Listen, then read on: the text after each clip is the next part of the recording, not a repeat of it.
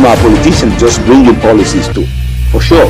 If you don't say we have several more stories. The legislature was carefully crafted to 22.2% inflation rates as of April this year. What does that say about where we are as a country? I think Nigeria has resorted to be resilient. Before you call the police station, before they even leave, they take permission from I don't think there's really anything on ground to improve. The struggle, the ASU strike. Minister of Education volunteered and said, give me 2 weeks. It was a life. The president never gave me any deadline.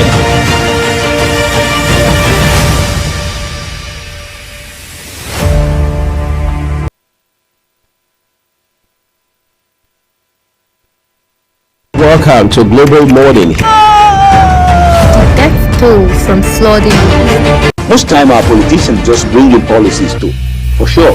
If you don't say we have several more stories. The legislature was carefully crafted to 22.2% inflation rates as of April this year. What does that say about where we are as a country? I think Nigeria has resorted to be resilient. Before you call the police station, before they even leave, they take permission from I don't think there's really anything on ground to improve. The struggle, the ASU strike. Minister of Education volunteered and said, give me 2 weeks. It was a life. The president never gave me any deadline.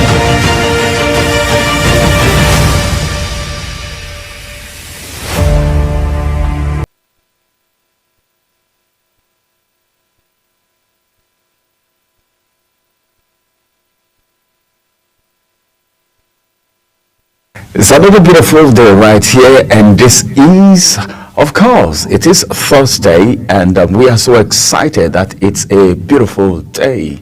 As a matter of fact, every day that we wake up, we know that yes, it's another day of blessing, another day of trying to meet deadline, another day for us to try as much as possible to be positive in everything that we do. On Global Morning today, we will be taking you through so many important and very crucial details that will take you through the day. You know, one very beautiful thing that Global Television do is to make sure they help you set a very good pace for each day, so that whatever it is you're doing, you know that yes, you are an automatic go-getter, and you will achieve everything you want to achieve because you're connected to this channel, connected to this station. My name is Ramsey Enoch. I will be steering Global Morning today. And remember that we have major stories that we'll be looking at from the national dailies. And two very big conversations that we will be having on Global Morning today. We'll look at the issue of doctors leaving the country, not just doctors, but then that of doctors is now worrisome because of the situation that we have back at home and they are leaving. What about the fact that a lot of people nowadays don't even give full attention to what they do, especially those of the civil service? Carelessness and unwarranted attitude to work has actually done a lot of harm to the civil service system in this country because there is no proper supervision and accountability. That's by the way. Let's quickly look at things happening from the international scene right there in the United States. Everyone is sitting up, especially people who are illegal migrants. Come to think about it. Why should someone even think of migrating to a country illegally? If you're an illegal migrant, there are times that you will sleep and your two eyes will not be open because will not be closed. As a matter of fact, one is closed, the other one is open because you don't know what's going to happen next. A lot of people might be facing deportation, as a matter of fact, from the United States of America because there is no hiding place anymore.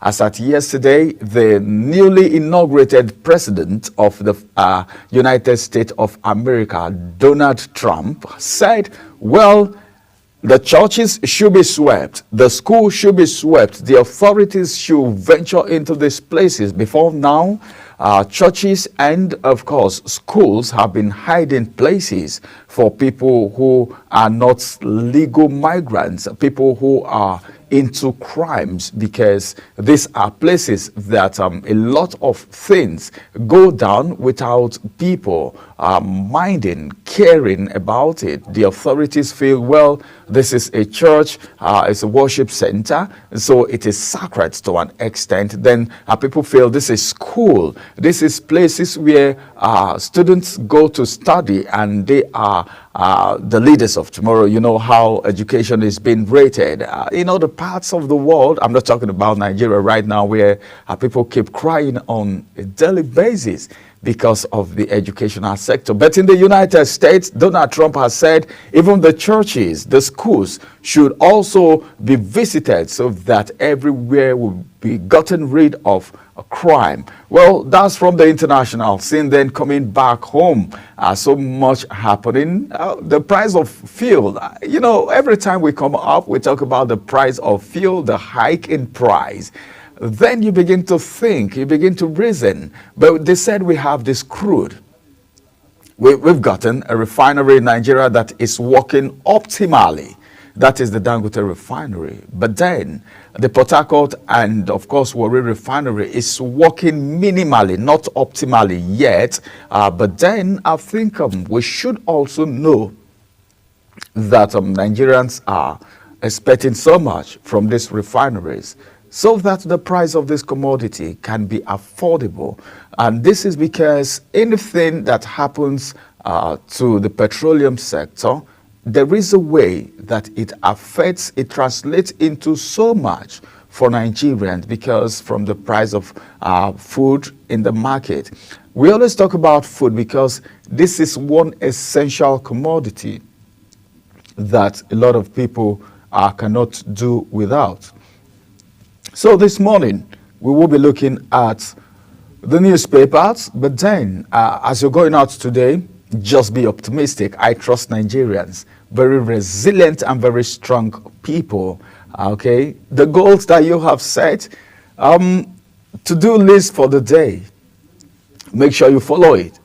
Forget about the challenging economy and look inwards, because there is so much to do. And that's the reason I tell people all the time, keep watching global television, because you hear a lot of good details. The social media is not reliable anymore because of the junks that you see out there. Everyone is becoming a content creator, and they formulate stories that are not verifiable. But on global television, you get to know everything, current affairs, everything news.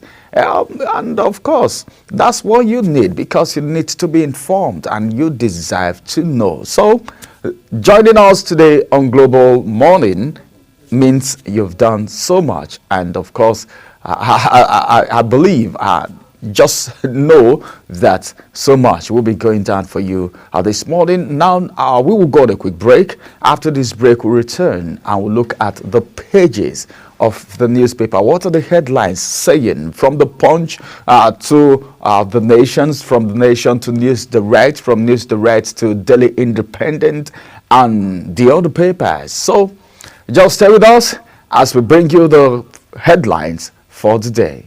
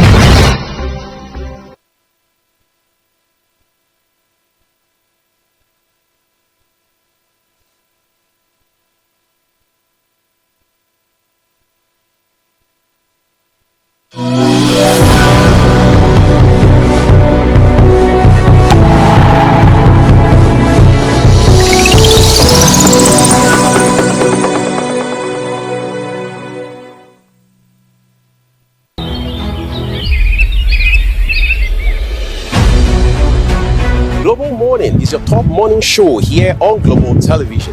We bring you fresh news updates daily while delving into a variety of current affairs and topics.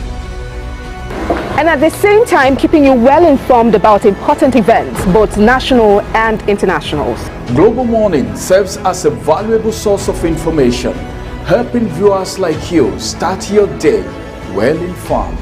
Stay connected from Mondays to Sundays to a wide range of the latest news making rounds on Global Morning. We're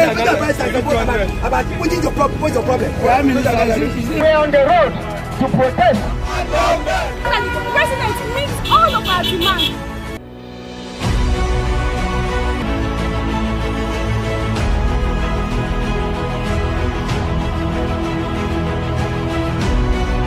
This is Global Morning.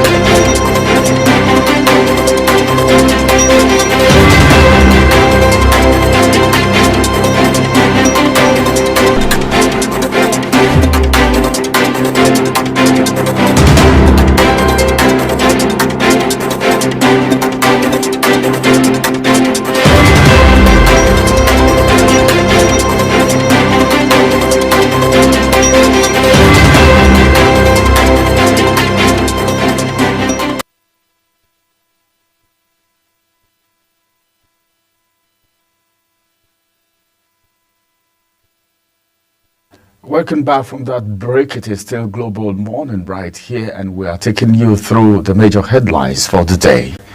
Beginning from, we have a lot of papers this morning, so we'll get started with the Daily Trust newspaper. And on the Daily Trust newspaper this morning, we have some very important story. A Daily Trust newspaper beginning from this story, which says, as a matter of fact, FCT doctors embark on strike over 7 months unpaid salaries. You know, I was discussing with someone, I think, was it yesterday or so, and we're talking about the fact that doctors are leaving Nigeria. And that was one of the things that I actually talked about when I started this program this morning, that these people are leaving. The brain drain is becoming so real. People are living on a daily basis. If you get to the embassies right now, the visa office, you will be surprised the number of people that are leaving this country, especially professionals. If any other person is leaving, it might not really affect the economy and societal development, but then if it is professionals, it becomes worrisome. You know, and these are the things that we look at. This is just FCT. We don't know of other states yet. FCT doctors embark on strike over 7 months unpaid salaries. So number one, what do you think will happen to people in the hospital right now? Those at the ICU, those that may have emergencies, being rushed to the hospital, those already on sick beds, those on admission, those who are going to the hospital this morning. What do you think will happen to them? These are the questions Nigerians are asking. Why are they being owed this much? 7 months? That's much. Getting to a year. You know, 7 months. We have 12 calendar, 12 months that make up a year. So as a matter of fact, let's see what will happen from there. And then this one says, NSCIA to federal government implement policies that will alleviate poverty. Then this one says 1.4 trillion naira, that's the big story, unsold goods recorded in 2024. And that's coming from the Manufacturers Association of Nigeria. Nigeria heading towards hyperinflation. That's coming from experts. Hyperinflation. When they say something is hyper, that is the father of inflation. It's coming. That's what the experts are saying. And Manufacturers Association of Nigeria is saying 1.4 trillion naira unsold goods recorded in 2024. The money is not there. Apart from the fact that the money is not there, the products are so expensive. People can't buy. People are looking for alternatives. And that's where we are right now in this country. So I'm not even surprised that the Manufacturers Association of Nigeria is saying 1.4 trillion naira worth of goods were not sold in 2024 like other years. And of course, Nigeria is heading towards hyperinflation, according to experts. We just pray that all of this will pass and we don't get to fall into this problem. This one says, military kills Tuji's second in command, other top commanders. Military kills Tuji's second in command, others to commanders. All right, other top commanders, I beg your pardon, and details of that is on page 10. 15 die in Kwara auto crash. That's on a sad note. Damagu can't be removed until December. Damagu can't be removed until December. This is part of the crisis in the People's Democratic Party, the faction, the Damagu supporters, and the other faction, the Wike faction. So much happening. We heard recently that the National Working Committee is divided over the problem, the trouble between Wike and the governor of Rivers State talking about Asmilai Fubara. But then this one is saying Damago can't be removed until December. All right, more still coming on the Daily Trust newspaper this morning. This one says NLC protests telecoms tariff hike, threaten mass action. NLC, that is the Nigerian Labour Congress, protests telecoms tariff hike, threaten mass action. What's the mass action? You know, some people believe that the NLC is only protecting the interests of workers. But then if you want to talk about tariff hike, it's not just workers that make calls, all right, that subscribe to the services of the telcos. So as a matter of fact, this is a fight for all. But then, what kind of mass action are we talking about? Is it protest? Then Nigerians sometimes become very curious and they will be tempted to ask questions such as, what results have we gotten from the crisis that we've had in the past as far as protest is concerned? You know, sometimes you hear of protest and the aftermath of it is not a good one at all. Remember the End SARS, the End Bad Governance protest, and a whole lot of other protests. NLC have scheduled a protest that was supposed to last for 7 days, and after the first day, the second day, you don't get to hear anything anymore. And before you know, they said, let's get to the negotiation table. From the negotiation table, you begin to hear things like, but we agreed that the price of fuel should not exceed this price. Why are you taking it higher? We have been betrayed. And that's the only thing you will hear. And that's all.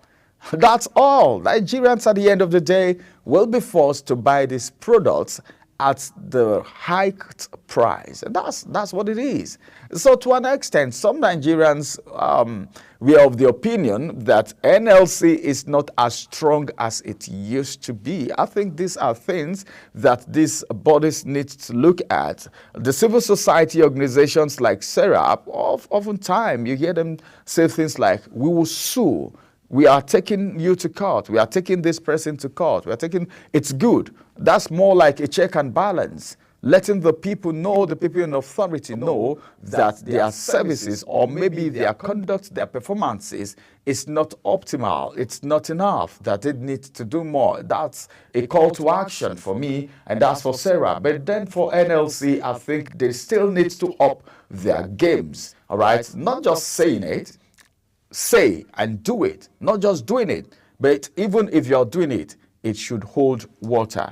All right, more headlines still coming, and that's going to be the size of the headlines on the Daily Trust newspaper this morning. We are going to the next paper that we have today, and as a matter of fact, we are going straight to the Nigerian News Direct. All right, as a matter of fact, let's quickly look at the Nigerian News Direct. As a matter of fact, we have a lot of story there. And let's quickly look at the major stories from the Nigerian News Direct this morning. We have so much to look at, but then the first story is going to be the Star story, which says, mixed reaction, trail oil scoping in Mina. Barely 48 hours after Diko tragedy, mixed reaction, trail oil scoping in Mina. Barely 48 hours after Diko tragedy. 3 riders to that story, and I'll be taking the riders straight up. The first one says, multi-dimensional poverty pushing Nigerians to the wall. That's an activist talking right there. His name is not there. We just saw activists. Then the second rider says Nigerians must return to family values, abandon greed. This is coming from Hayab. The last rider says reckless attitude in Bida, heart-wrenching. This is coming from Kaduna SSA Public Affairs. That's coming from Kaduna State. All right. It's a reckless attitude in bidder, heart-wrenching. This one says recapitalization, that's the kicker. Then the story says Wema Bank to raise 200 billion naira capital. NAFDAC sales warehouse housing over 75 million naira worth of expired products. This is a good one. It's been a very long time we hear things like this. I could remember way back during the times of Dora Akunyili of blessed memory, when NAFDAC was actually everywhere. Nobody in this country that doesn't know NAFDAC then. I think that's when a lot of people even got to know what the activities of NAFDAC is, because Dora Akunyili was up and doing, and of course people were scared. You know, people were even scared of selling expired products. I wonder what would have happened if this warehouse is not been sealed. This is just one amongst many. The producers of these products, I don't know what they are up to, but sometimes it's not even the fault of the producers, because the producers produce, then people come buy it. All right, the wholesalers take it to the warehouses and keep them there and leave it until they expire. One of the things, why there are two sides to the coin as far as this case is concerned. One, you look at the issue of money, the challenging economy, which has forced Nigerians to explore other alternatives. People are not buying as much as they should buy. Someone who eats like maybe 2 loaves of bread every day for a tea break, the person might decide to do just 1 loaf. And as a matter of fact, instead of doing 5 slices of bread, you just do 2. Nigerians are just trying to get through the challenging economy. So a lot of people can't even buy. Some can't afford it because of the pricing. Then who do you think should be blamed for all of this? Is it the wholesaler? Is it the retailer? Is it the manufacturer? The manufacturer will tell you the raw materials are very expensive, and it is written all over. Everyone knows how expensive things are in the market right now. So you don't even know who to blame in this whole scenario. And now we have goods worth 75 million naira in the warehouse which has expired. What do you think when the dollars are raised? At the end of the day, NAFDAC may end up disposing it.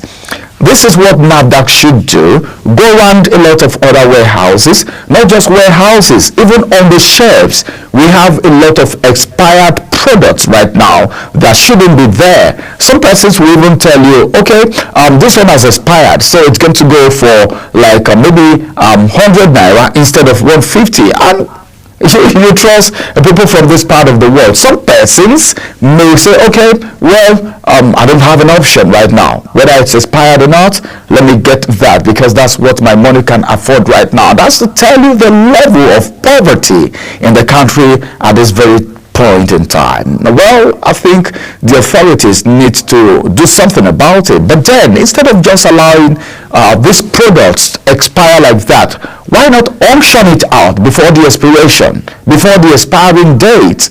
I think it's better. All right, don't be penny wise and pounds foolish. I don't think that will be good. Instead of you losing everything, 75 million naira in this economy, why not just auction it out? If you know this thing is going to expire like maybe next month, auction it out, reduce the price. You see people flowing into your supermarket or maybe your warehouse to buy them. I think that's the best way to go as far as I'm concerned. I'm just saying, okay, this is just my sense, my little thought. All right, moving away from there, more headlines still coming from the Nigeria News Direct. This one says a tariff hike approval. FCCPC attacks telecom operators to improve service delivery and infrastructure. tariff hike approval. That is the kicker.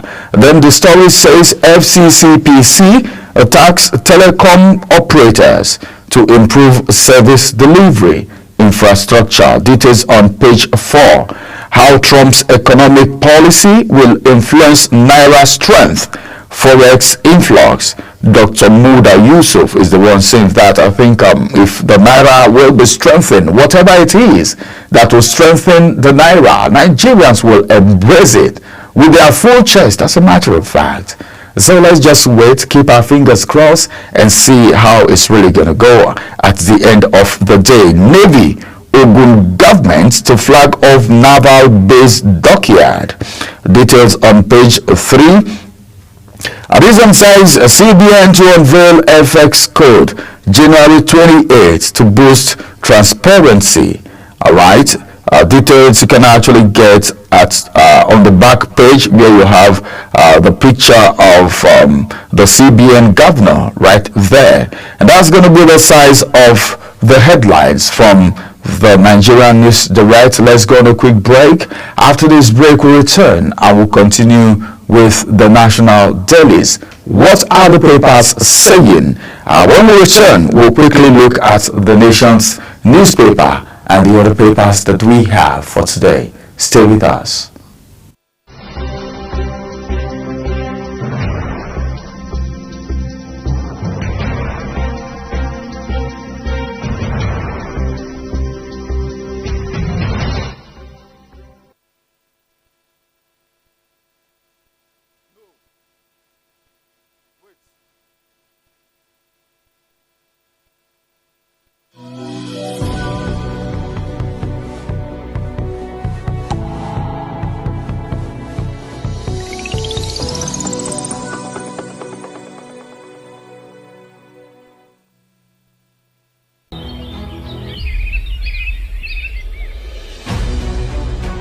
Global Morning is your top morning show here on Global Television.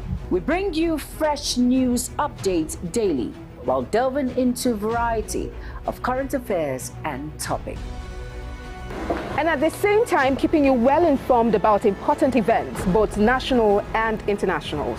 Global Morning serves as a valuable source of information, helping viewers like you start your day well informed. Stay connected from Mondays to Sundays to a wide range of the latest news making rounds on Global Morning. We're on the road to protest.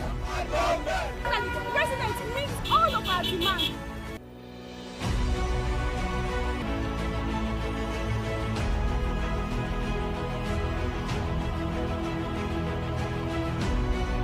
This is Global Morning.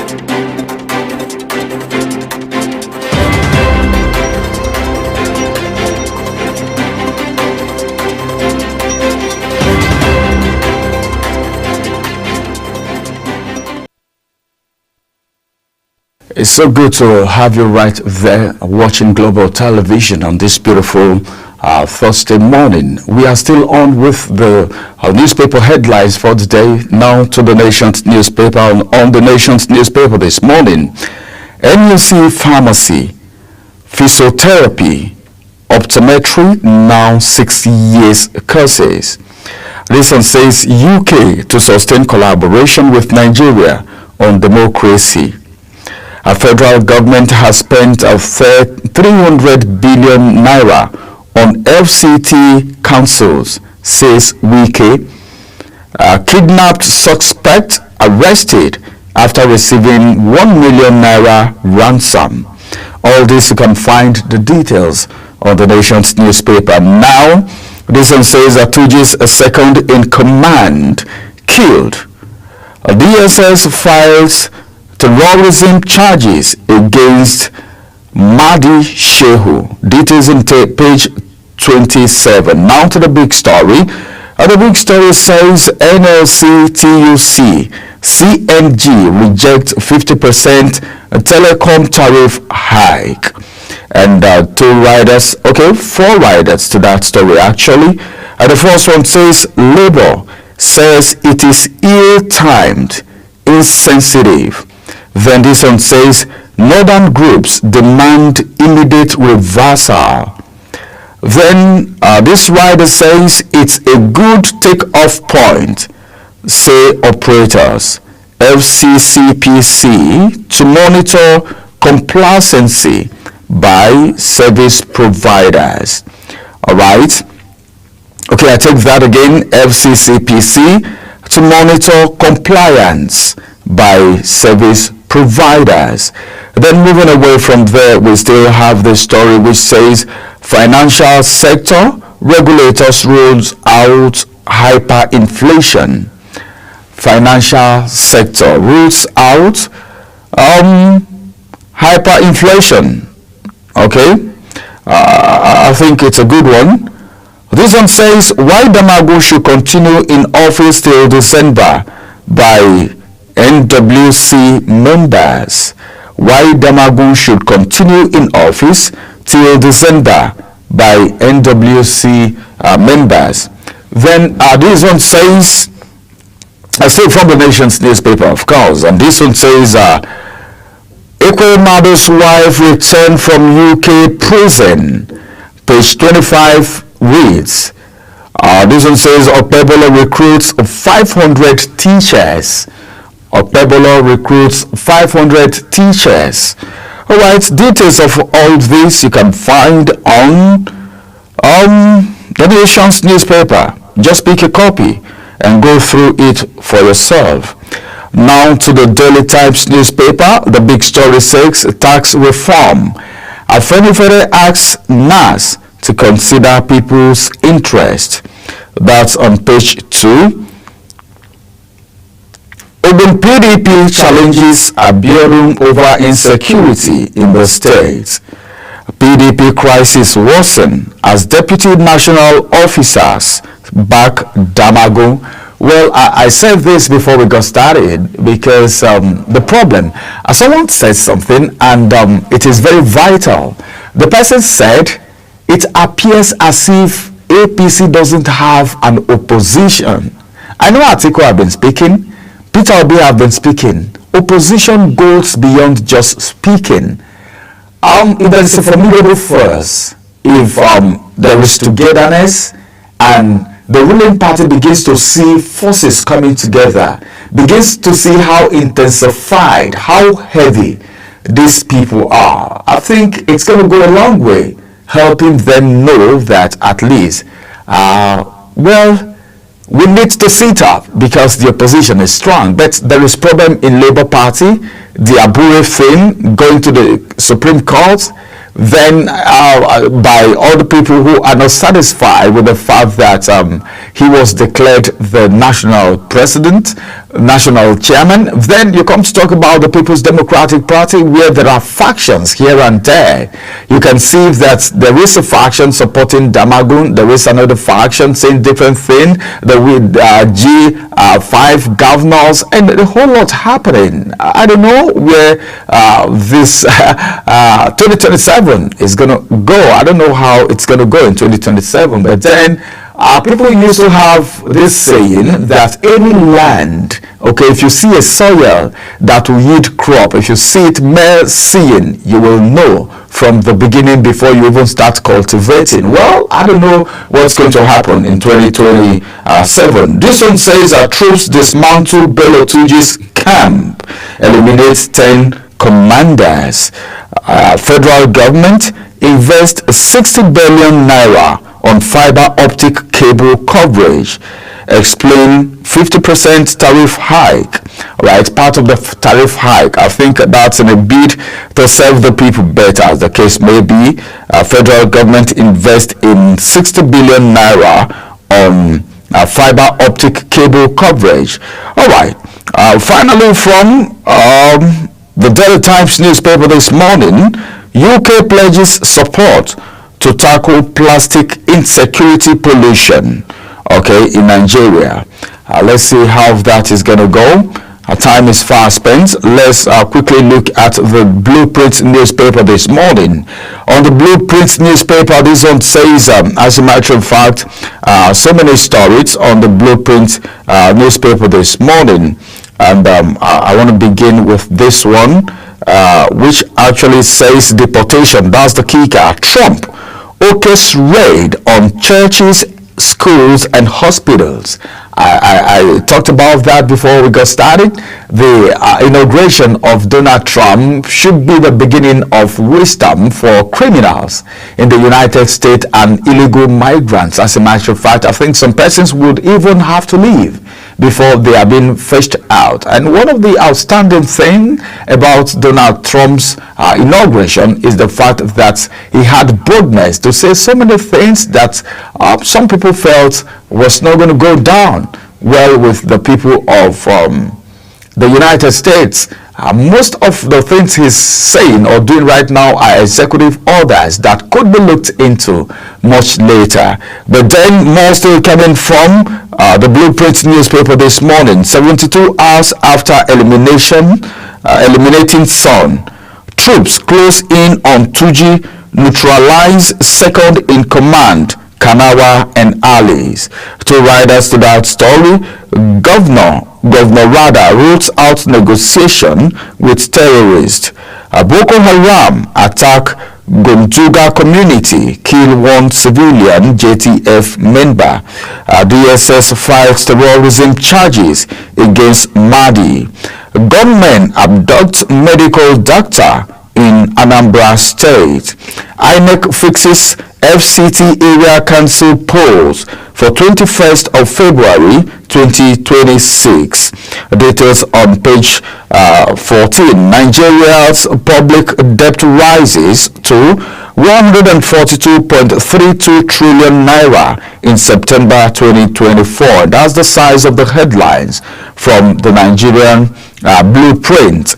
And of course, the next paper is the Guardian newspaper, which is actually going to be my last today before we make way for the AM news at the top of the hour.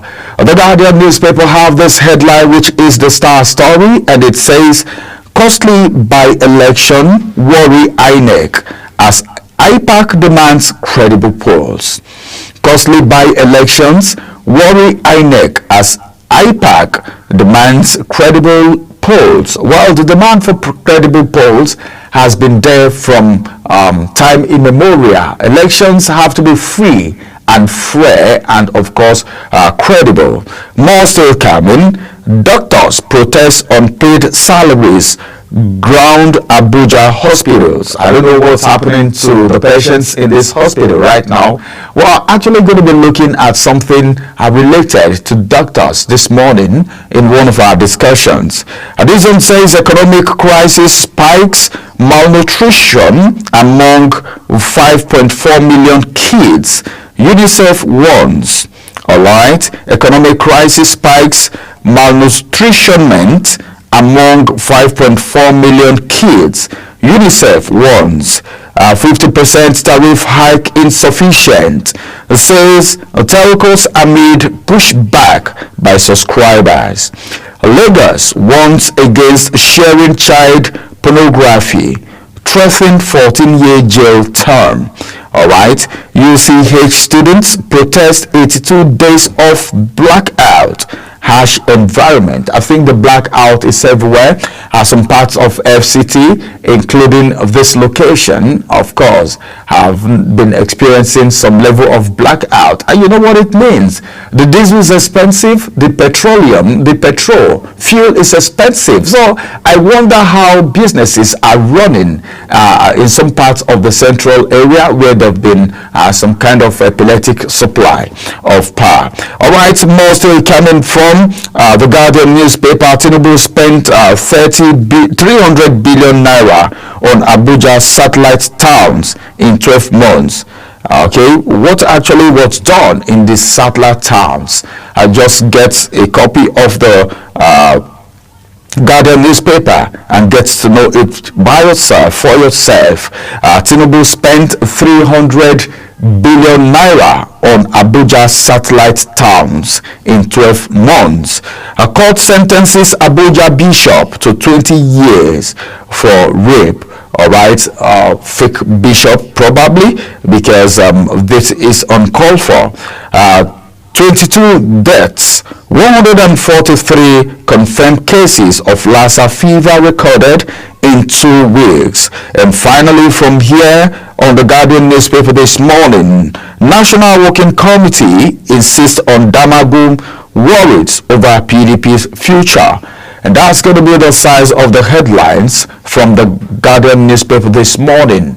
I want to make way for the AM news at the top of the hour, 8 o'clock. And as a matter of fact, after the news, the AM news, I'll return, and it will be time for us to go into the first discussion, where we'll have a medical doctor join us as we talk about the problem of doctors leaving the country and the problem of unpaid salary, like we heard of the strike action in FCT right now for 7 months unpaid salary. All of that will be coming in the first discussion, which will be after the AM news at the top of the hour, 8 o'clock. Stay with us. We'll return after this break.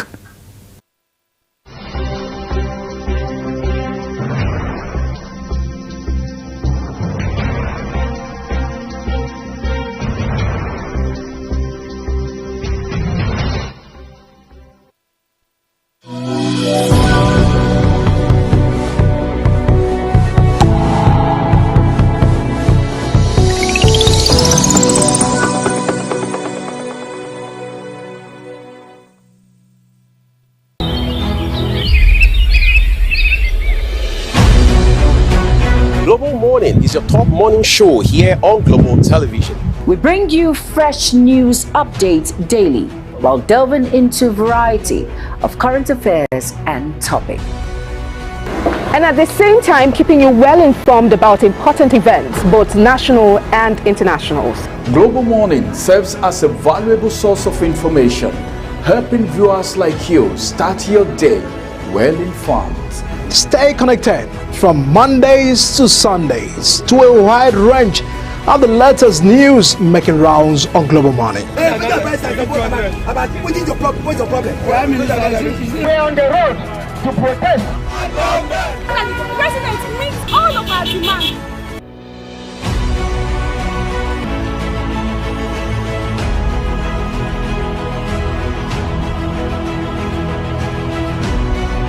This is Global Morning.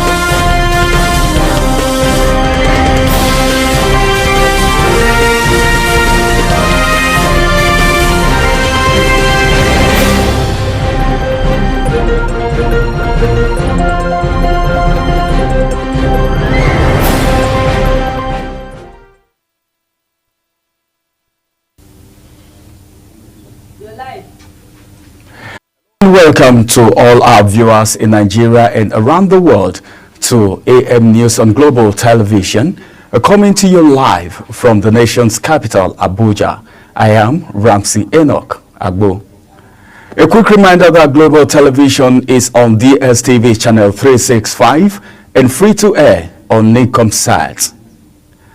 Nigeria is to collaborate with the Republic of Russia in the areas of space technology, agriculture, science, engineering, and mathematics to strengthen the nation's socio-economic development.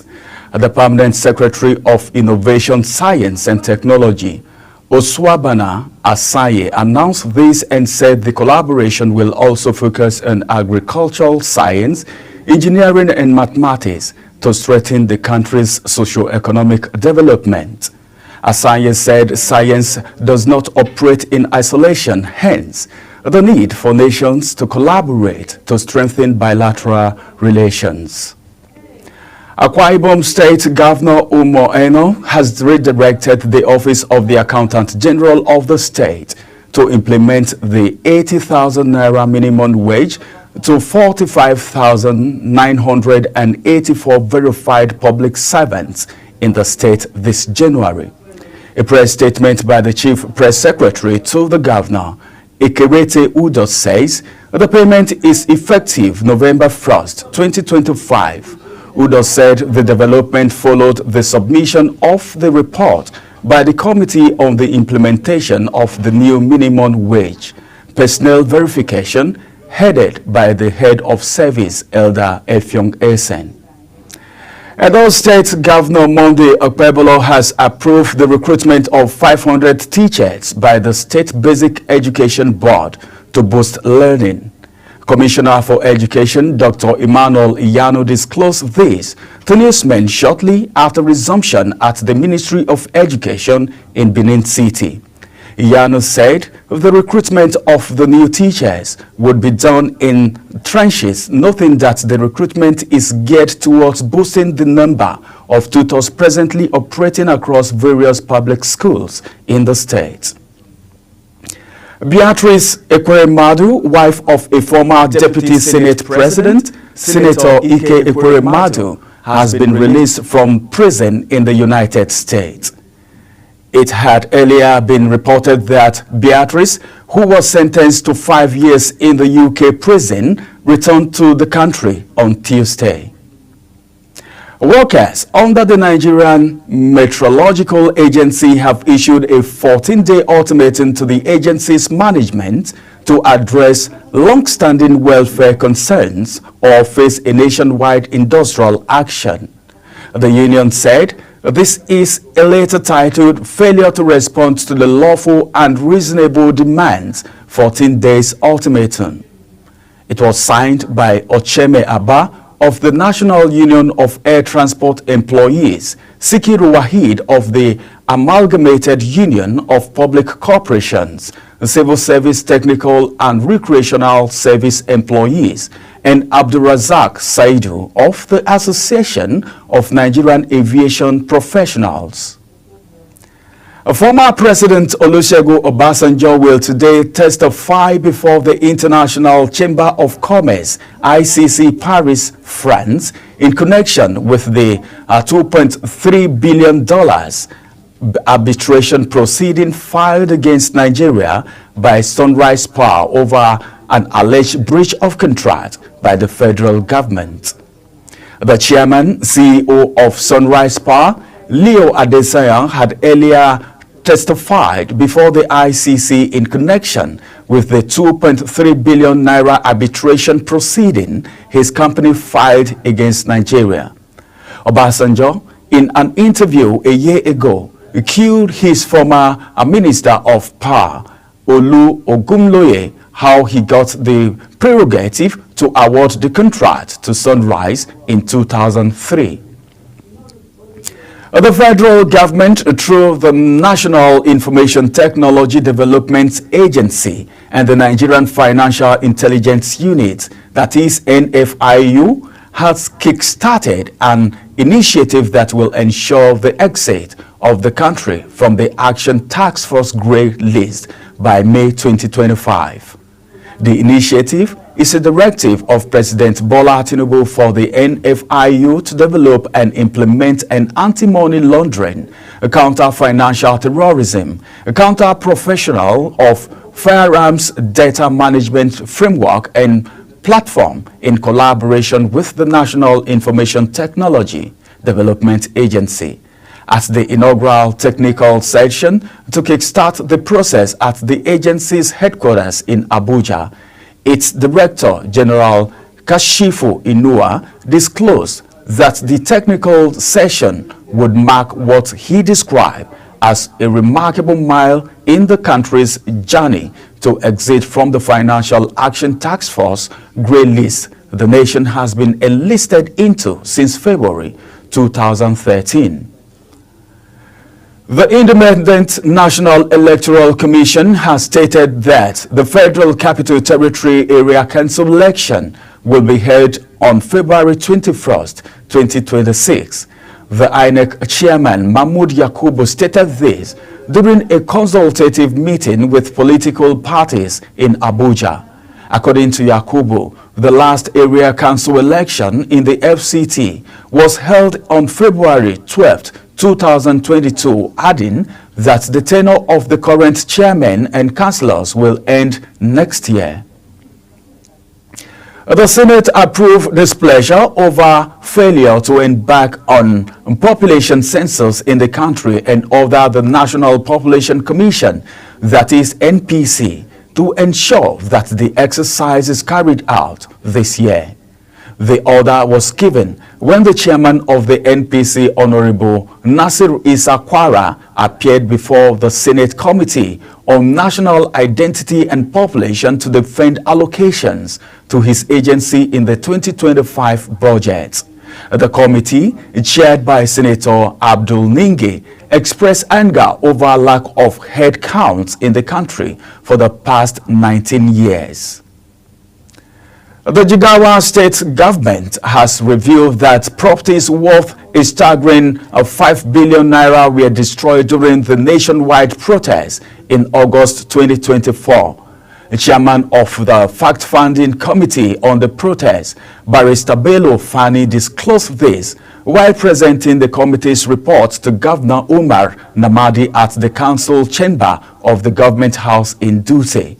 Fanini, who also served as the State Commissioner for Justice, stated that the destroyed properties belonging to the federal, state, and local government as well as private individuals. Vigilante member of the Nigerian Bar Association, Udu branch in Delta State, led by David Omage, have apprehended a fake lawyer, Olubuwe Osai Silas. It was further reported that Silas was caught red-handed affixing a lawyer's seal to a document and preparing legal documents using lawyer's name. The chairman of NBA Udu branch, Edmond Odihisi, reported the incident and filed a formal complaint at Ovian Police Station, where Silas is currently being held. An officer of the National Drug Law Enforcement Agency, Kano State Command, sustained injury during a violent confrontation with two suspects in Babeji local government area of Kano State. The suspects, identified as Musa Usman 25 and Bohari Yarbashir 24, were apprehended during a targeted operation at the Rahama roundabout on January 20th, 2025. The NDLEA's public relations officer in Kano, Sadiq Mohammed Megari, disclosed this in a statement. You are watching the live broadcast of AM News on Global Television, coming to you from the nation's capital, Abuja. When AM News returns, we will look at the other stories.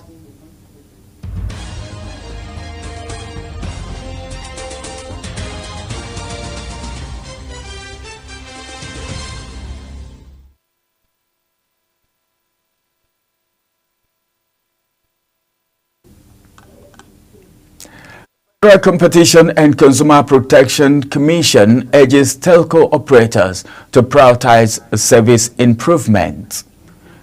Now in business, the Central Bank of Nigeria has officially approved the release of Nigerian Foreign Exchange Code, a move aimed at fostering ethical conduct and transparency within the nation's foreign exchange market. In a statement on the Apex Bank's website, it disclosed that the code will serve as a vital guideline for the banking industry, and it's designed to ensure that authorized dealers uphold the highest standard of professionalism and integrity within conducting FX transactions. The Central Bank of Nigeria emphasized that the introduction of the FX code is part of its ongoing effort to enhance the stability and integrity of Nigeria's FX market. The Nigerian Extractive Industry Transparency Initiative has asked the Presidential Committee on Fiscal Policy and Tax Reforms to provide a clear and detailed explanation of its plan to harmonize federal and state tax laws in the proposed tax reform bills submitted to the National Assembly for approval. It also asks the committee to clarify the role of subnational governments in implementing the bill and identifying areas needed to improve the policy gaps in the bill. The agency stated this in a statement signed and released by the Acting Director of Communication and Stakeholders Management, Obiageli Onora, following a detailed review of the draft legislation, which showed the extensive research and consultation. The Nigerian Labour Congress has called for the resignation of the Minister of Power, Adebayo Adelabu, over the repeated collapse of the national power grid. In a statement by the NLC President Joe Ajaero, the union expressed deep concern over the worsening state of Nigeria's electricity sector, which it described as being on the brink of total collapse. Ajaero also slammed the minister over the proposed allocation of 8 billion naira in the 2025 budget for sensitization of Nigerians on the need to pay electricity bills, accusing the Minister of Power of prioritizing frivolous projects over critical infrastructure. The Minister of Communication, Innovation and Digital Economy, Bosun Tijani, says the 50% increase by telecommunication companies in the country was caused by inflation and rising operation costs. He stated this while responding to questions at the 2025 Budget Defense section by the Joint House of Representatives and Senate Committee on Communication. He added that the move was in tandem with broader economic pattern, with tariff led to higher consumer prices as a result of additional costs in imported goods and tariffs.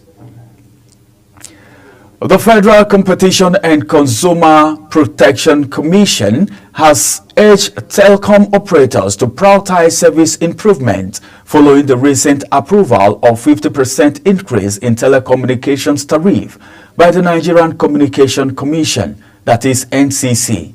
In a statement released via its X handle, FCCPC acknowledged the financial pressure faced by telecom operators due to rising operational costs, but emphasized that the consumer interest must remain central to any tariff adjustment. The National Pension Commission has revealed that the federal government has released an additional 22 billion naira through the Office of the Accountant General of the Federation for accrued pension rights of retirees in MDAs under the Contributory Pension Scheme. In a statement released on its Instagram page, HT Pentcom said it was for those who retired between October 2023 and January 2024. The pension regulator said this fund were disbursed into the Retirement Benefit Board Redemption Fund account at the Central Bank of Nigeria. The election of a new Teo Sech has delayed after a bitter run in Dalrich Parliament, forcing the suspension of proceeding twice. Conharia Verona Murphy called for a 15-minute suspension after Atacha Dals refused to stop shouting at her and take their seats. After it resumed, several TDs continued to challenge her over a decision to allow independent TDs who are supporting the government on sit on the opposition benches.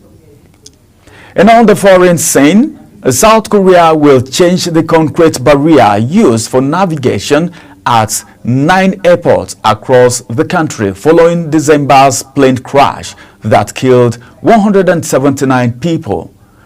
7 airports will also have their runway safety areas adapted following a review of all South Korean airports that was carried out after the crash, the deadliest in the country's history.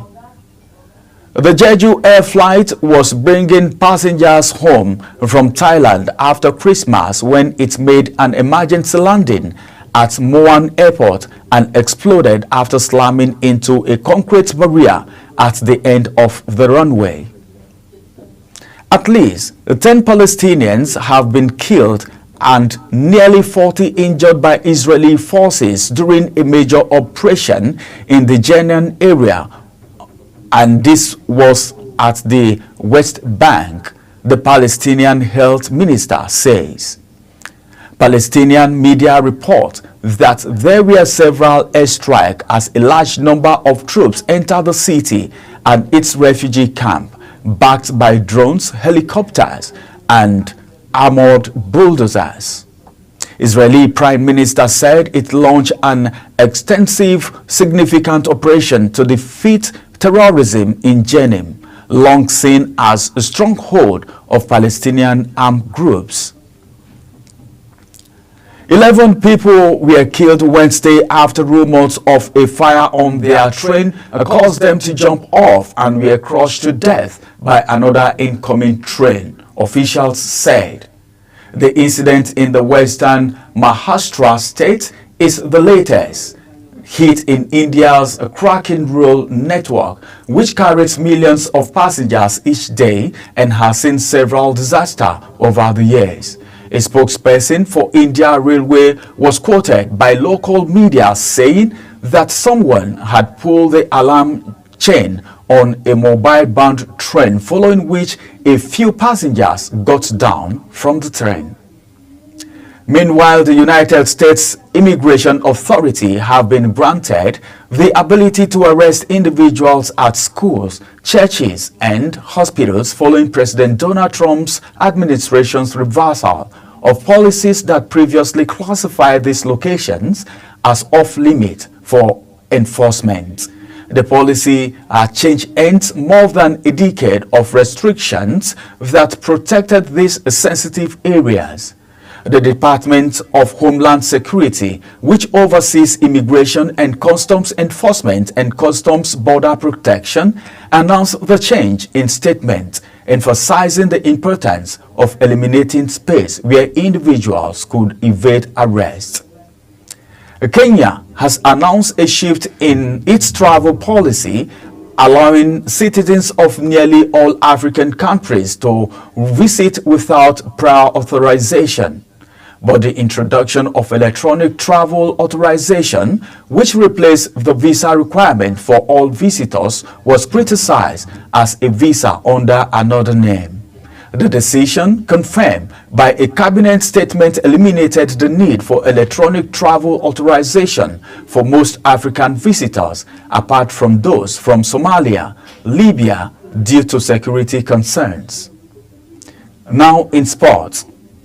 The Nigerian Premier Football League, that is NPFL, has launched its new official match balls produced by Prostar Sports ahead of the second stanza of the 2023-24 season. The league body announced that the first batch of the match ball was delivered earlier this week, following extensive negotiation, to ensure the balls meet international football standards. NPFL chairman Benga Olugbeleye explained that the delay in introducing the ball at the start of the season stemmed from the league's commitment to quality. Borussia Dortmund has sacked head coach Nun Sahin following Tuesday's 2-1 Champions League loss at Bologna, citing a loss of faith in him. Dortmund, who were beaten finalists in the competition last season, have now suffered 4 consecutive defeats in all competition in Bundesliga. Dortmund currently sits 10th, 20 points behind leaders Bayern Munich. German media have reported that potential successor could include a former Manchester United boss Erik ten Hag, who has been attending Dortmund's games recently, or former Benfica and Bayer Leverkusen manager Roger Schmidt. As Global TV AM News comes to an end, let's take a look at some of the major issues that is happening around the world. And that is the size of Global Television AM News, reaching you from the nation's capital. My name is Ramsey Enoch. Thanks for watching.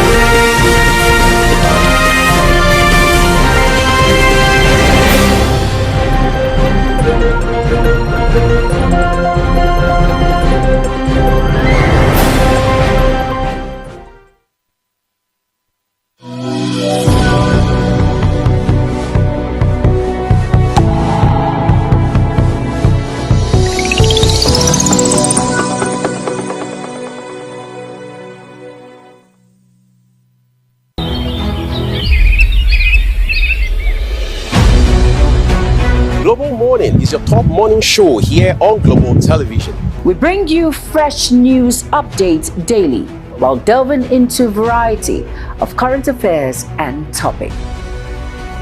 And at the same time, keeping you well informed about important events, both national and international. Global Morning serves as a valuable source of information, helping viewers like you start your day well informed. Stay connected from Mondays to Sundays to a wide range of the latest news making rounds on Global Morning. We're on the road to protest. The president meets all of our demands.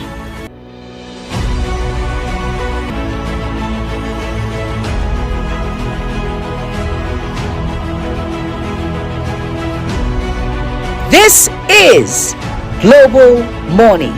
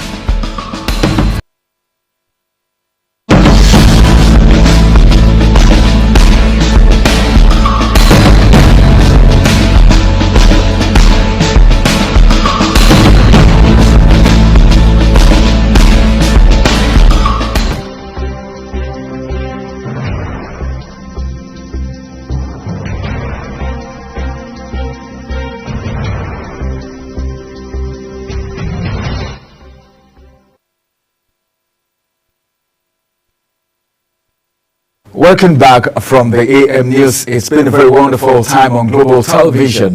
We are reaching you live and direct from the nation's capital, Abuja, Nigeria. And now it's time for us to go into the first discussion for the day. This is something worrisome. This is something that has posed a lot of questions in the hearts of Nigerians. Sometimes when we say it's a question in the heart of Nigerians, someone will be wondering, how did we get to know? You know, we are in the media space. A lot of people tend to ask us a lot of questions. You know, a lot of people feel we know so much and they ask questions all the time because they feel we are the ones bridging the gap between the masses and the people in authority. And that's the reason you hear us oftentimes say things like the questions in the heart of Nigerians and so on and so forth. Now this morning, we want to look at the doctor's Japa syndrome, how it has affected the society, how it has affected the economy of the nation. The impact it has made, is it positive? Is it negative? You already know what it is because Nigerians are facing the heat. And apart from doctors living in Nigeria, there are so many other professionals living the country. The question is, you are leaving this country to develop another country for reasons best known to you, even though some Nigerians also know the reason why people are jackpying from the country, why people are migrating from the country. But then the question is this: for how long are we going to continue like this? For how long will the society face this treatment? You get to the hospital right now, you go to some hospitals, you see people on admission. One doctor attending to a number of patients, which is not the appropriate thing to do. Now, we just read in the papers that doctors in FCT are embarking on a strike. Why? Because of a 7 months unpaid salaries. These are the things that we are talking about. Sometimes we look at some of these people who provide essential services and take good care of them like they do in advanced countries. The reason why you see people running is because of, number one, working conditions. Number one, remuneration. Number one, state of the economy. I'm saying everything number one, because every of these reasons are very important. No one of the reason is better or preferable to the other. That's the reason I said number one, this, number one, this, number one. Every one of it is very crucial. But then, how did we get here? That's the question for this morning. I'll have a medical doctor join me all the way from Federal Medical Center, as a matter of fact, from Benue State.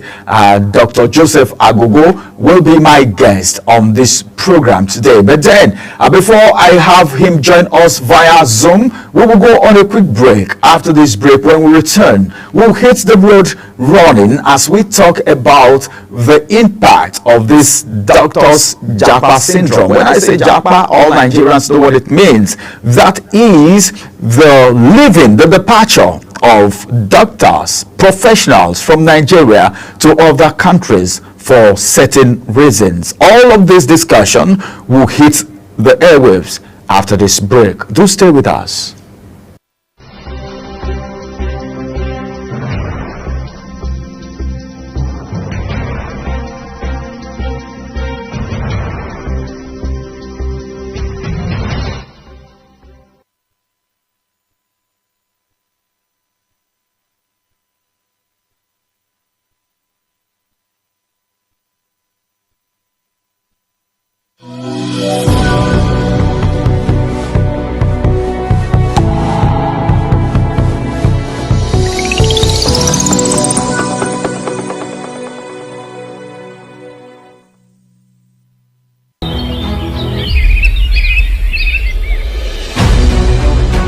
Global Morning is your top morning show here on Global Television.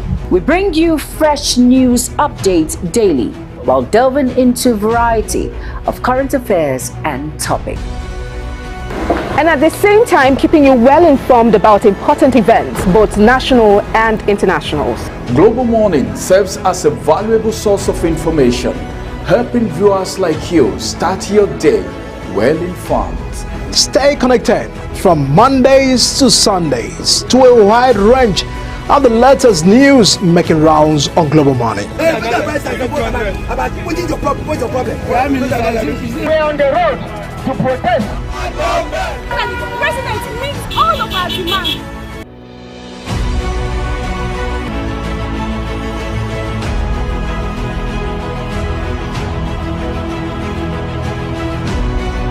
This is Global Morning.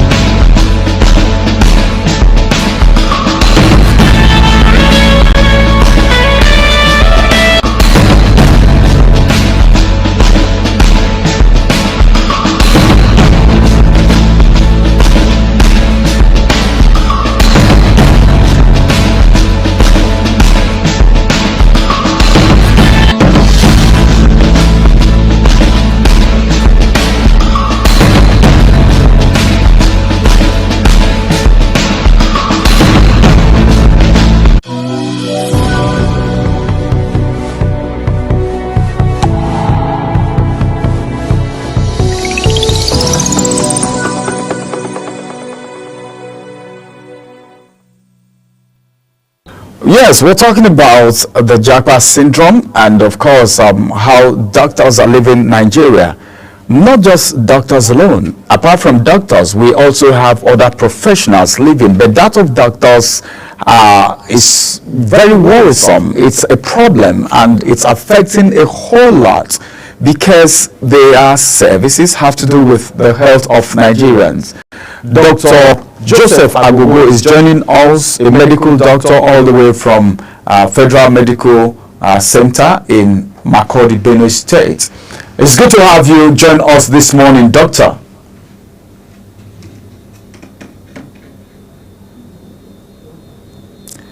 Thank you for having me around in Global Television.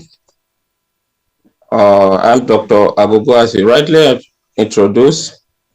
I am a registrar in the Obstetrics and Gynecology Department of the Federal Medical Center, Makurdi.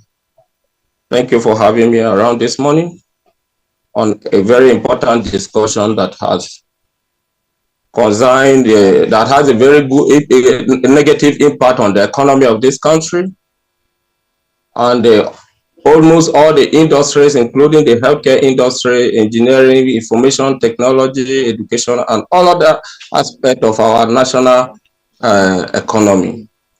Thank you for having me. The voice you're hearing is the voice of Dr. Joseph Agogo. He has rightly introduced himself. He's a medical doctor, and we want to know, doctor, what is the main reason why a lot of doctors are leaving Nigeria right now, the Japa syndrome? It's all right. Thank you so much for the question. It is no longer news that in the recent past, there is a very disturbing phenomenon called Japa syndrome, which has, as earlier said, which has negatively affected the economy of this country, one way or the other. And this Japa syndrome is a colloquial word that was derived from the Yoruba language, called, which means to flee, or to escape. And in recent times, a lot of Nigerians, a lot of skilled professionals in various industries have fled for a better life, for a greener pasture outside the country, leaving the huge economic impact of it on the country. And what really is the reason behind this mass exodus of our highly skilled professional include following reasons. One, security. Security is one of the key issues that has plagued the country for the past few years now. The country has had a lot of security challenges. A lot of skilled workers are always the target of this security issue, of which personally, as I'm talking, I was once a victim of this security issue in the country, because those people that perpetrate this act always target those skilled professionals as their target, in terms of trying to kidnap them or other form of a security threat to their life. So, by and large, security is one of the key issues. And then following the security issue is a remuneration. A lot of these skilled workers, they are poorly remunerated. Their salary is nothing to write home about. Even their take-home salary cannot even take them home. They cannot attend to their basic family needs and other important part of their life.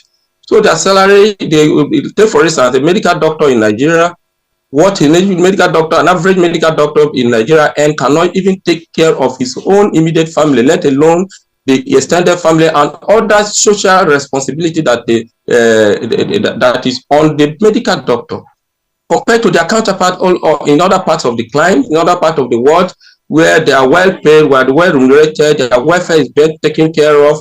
They have a lot of reasonable salary that they can at least attend to their basic need in life, and then help one or two members of their family and even loved ones. Unlike in the case of Nigeria, the Nigeria health workers and other workers, including the engineers, including the other ICT experts and other bankers and the rest, they are poorly remunerated, and all these things contribute to the huge or a disturbing mass exodus of those professionals to other countries of the world. And also the poor governance. If you can see, one of the reasons that account for this for this issue of insecurity, poor remuneration, poor salaries, with poor governance. We have a poor governance system in the country where our leaders do not prioritize the welfare of the workers, welfare of the populace, and they try to loot the money at the expense of the benefit of the masses. So all those things contribute to the worsening security situation and the worsening economy of the skilled worker and the country at large. So by and large, these are some of the issues. And another thing that triggered this mass exodus of skilled professionals too is limited international opportunities. There are limited international opportunities in the country, whereby the Nigerian graduates, they hardly have opportunity to work in other parts of the country, maybe because of the fact that maybe there is some kind of there's a way that they look at our pattern of training. Maybe our training, we have some kind of maybe deficiency in some areas that maybe some of those developed clients feel that maybe we are not up to the standard that can favorably compete with some other people in the world. Take for instance, as a medical doctor, if you want to go to, who is well trained, completely well trained in this country, if you want to go and practice in the United Kingdom today, you are expected to write series of exams because they believe that maybe our educational system does not have the requisite training that will be able to position us well effectively. You pass through, subject to through series of exams to ensure that you achieve the minimal level of competence to practice in those developed climes. So limited international opportunity is also one of the things that trigger people to go for this Japa syndrome. And also closely related to this, the unemployment rate. You see that they will have a lot of high level of unemployment in the country. We have a lot of graduates who are qualified, who have graduated several years. They are still roaming the streets from one place to another because of lack of job. Our government, because of the poor governance, there are no jobs, there are no job opportunities being provided for those young graduates. So as a result of that, they try to seek a greener pasture outside the country. So these are one of the things that contribute. What our concern right now is that of the medical doctors. We know it's obvious, and everyone know about the issue of unemployment that is ravaging the society, the country as a whole. But now today on this program, we are concentrating on the medical doctors. We've had situations whereby some doctors leave this country, okay, and they go do even things, all right, that are far lesser than what they do here. And some of them, by the time they get there, they subject them to a whole lot of examinations, like you said. And don't you think all of this is a discrimination, and that should stop some persons from going? Why should someone still embark on such a journey, despite how rigorous it is?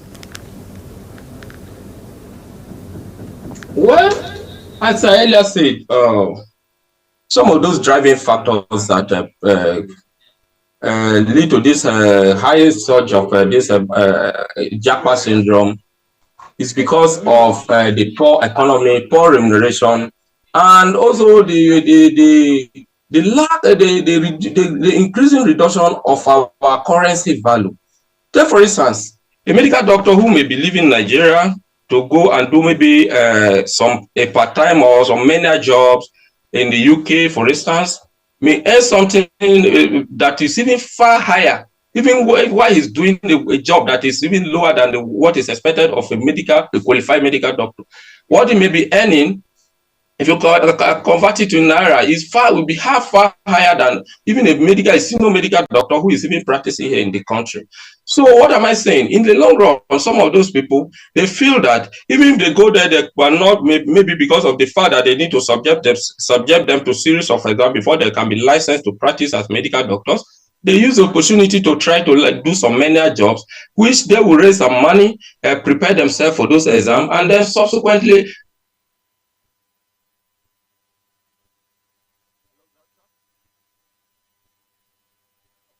I think there's a little technical hitch right there. Well, that is Dr. Joseph Agugo of the Federal Medical Center in Benue State. He's a medical doctor, and he's trying to let us know the reason why doctors are leaving Nigeria. All right, doctor, we are rounding up right now because of our time. How do you think all of these will affect the economy and the society, the movement of doctors? Don't you think it will affect the economy and even the society, looking at the number of health challenges that we have in this country now? Yes, very well. You have a very huge impact on the society, on the country, the health sector. In fact, as I'm talking to you now, we have very few number of people of doctors per hospital. Now, take for instance, you go to some hospital, you see like maybe almost 100 patients, queuing up to see just maybe two doctors. As against what it used to be in the past, that we have at least a good doctor to patient ratio. Now the ratio has drastically reduced. It has a very huge impact on the health system of the country. A lot of this has even contributed largely to even the high proliferation of the quackery that we are having in the country, because you go some of the rural places these days, you hardly even can see a doctor. Even the ones that are even in the city, they are very short, few in number. They cannot even attend to all the all the sick people any longer. There is even recently that one of the chief medical director in one of the hospitals said, and I quote, that in the next few years, maybe next 2 years, that maybe the Nigeria hospital may not even have doctors to man them again. So it's a very disturbing trend, and you will feel that government should do everything possible to ensure that they improve the welfare of the workers, they improve their remuneration, and other things that will ensure that they retain those skilled medical professionals in the country. Because if the trend continues, it's going to have a very huge effect on the health sector in the country and also the national economy. So by and large, I advocate that the government should try to sit down and try to work out a very feasible modalities to help in retaining those manpower in the country to forestall the imminent collapse of the health sector. Are becoming empty because of doctors leaving the country. All right, finally, before I let you go right now, as a matter of fact, this is becoming very obvious right now. If there is anything that should be done by the federal government, is to give the doctors good welfareism and some other good working conditions. But do you think anything, because on assumption of office, one of the things that the president advocated for is for people who have left to actually return back. Do you think there are things that can be done to have these doctors return back? Because like you said, some of them are not really doing anything serious, but they feel, well, it's all about the money, no matter what we are doing. Even the menial jobs is fetching us more than we are getting in Nigeria. Apart from just the salary, do you think there is anything the government of Nigeria can do to have these professionals, especially doctors, return back to Nigeria? Well, thank you for that question. It is not all about a mere pronouncement. Every pronouncement of the government has to be backed up by a commensurate action. It is not all about, yes, it will be very cheap to pronounce that the doctors should come back to the country. But the question is that, are they doing the requisite that is stated that will encourage those doctors to come back to the country? That is a question. And the question is a capital no. They are not doing what is expected of them as the government to ensure that they encourage those doctors to come back home. As a matter of fact, there's no place like home. But the fact is that when you are staying in your home and you cannot attend to your basic needs, as a matter of fact, people will they will continue to seek greener pasture outside the country, even when it is not their home. But they are comfortable, at least they can take care of themselves, take care of their family, and then equally help to send some money to their parents down here. So what I'm trying to say in essence is that the government should make pronouncement of such and then try to back it up with a very positive and prompt action that will encourage people. And then also, as you rightly asked, besides the issue of remuneration salary, there are other things that are still lagging behind in the health sector. There are no good facility that will even help those key manpower to practice very well. In fact, if you walk in some of the Nigerian hospitals, you see they have a lot of poor diagnostic tools, poor diagnostic equipment. The infrastructural facilities are dilapidated. There is nothing that is making the doctors to very comfortable. Even if when you have the skill, you have the knowledge, you have everything, but you are constrained by lack of equipment, lack of infrastructure, and everything that is expected of you to excel as a skilled medical practitioner. So in the essence, why they are trying to do improve the remuneration, the salary, the welfare of the doctor, they should try to give infrastructural facelift to those hospitals, and also well equip them with the state-of-the-art facility and encourage those doctors, give them opportunity to practice effectively. So by and large, these are some of the things that the government should do to help improve the ugly trend of the Japa syndrome. Thank you. Okay, Dr. Joseph, before I let you go, sometimes there are questions that Nigerians always ask. And I'm going to ask some question now. And the reason why I'm asking this question is because doctors in FCT are embarking on strike action because their salaries have not been paid for 7 months. It's on the papers this morning.